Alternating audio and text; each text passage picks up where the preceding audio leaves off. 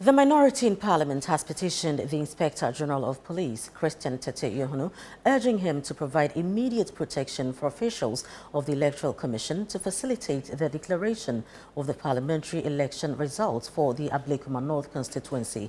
Now, according to the minority, it has been 6 months since the 2024 general elections were held, yet the EC has failed to announce the parliamentary results for the constituency.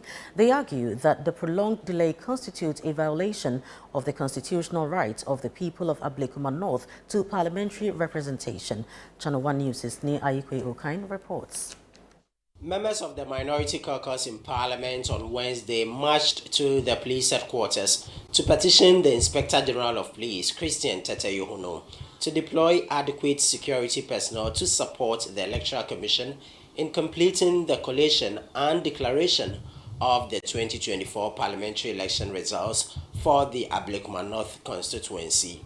The group argues that 6 months after the polls, the continued absence of a declared member of parliament for the constituency is a blatant violation of the constitutional rights of Ablekuma North constituents to political representation. The continued disenfranchisement of the people of Ablekuma North represent not only a denial of their constitutional rights to representation, but also an affront to the democratic principles enshrined in the 1992 Constitution.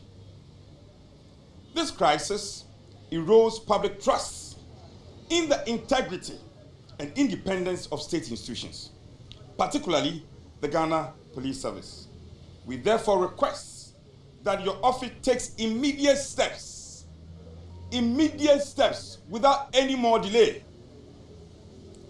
Deploy adequate security personnel to the Electoral Commission at its designated collation center. Ensure an enabling environment for the peaceful and lawful conclusion and collation and declaration process in Ablekuma North.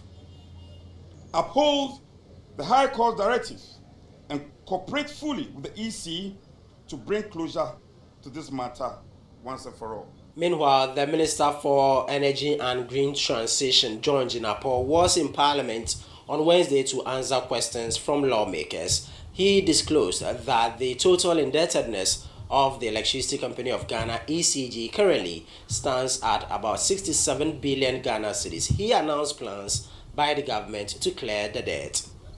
Right, Honorable Speaker, when we were leaving office, the losses were around 22%. On assumption of office, it had hit almost 40%. I'm happy to announce that the losses are reducing. We also want to ensure that we stick to the cash water flow mechanism, and so far we've been doing so. We are going to renegotiate with the IPPs again, because we believe that they've made a lot from the state, and this is the time for the IPPs to also show some commitment so we can sustain this sector. Mr. Speaker, we are working to involve the private sector in the billing and collection at the last mile with ECG and possibly NEDCO, so that they can bring expertise, they can bring the needed revenue and overall efficiency when it comes to collections.